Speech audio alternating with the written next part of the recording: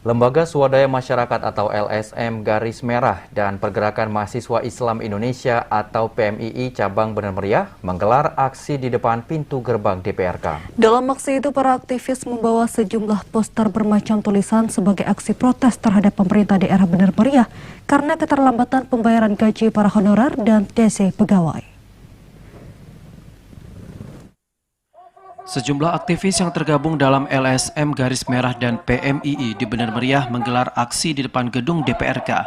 Mereka menuntut pemerintah setempat segera membayar gaji honorer dan TC pegawai di kabupaten tersebut. Selain itu, mereka juga meminta pemerintah mengevaluasi kinerja SKPK.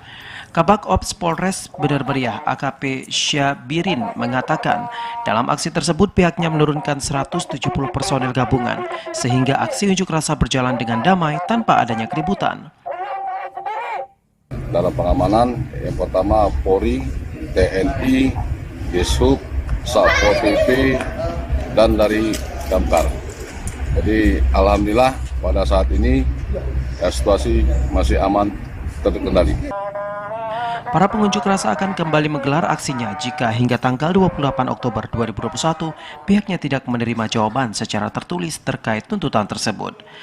Dari Bener Meriah, Azhar Teferi melaporkan.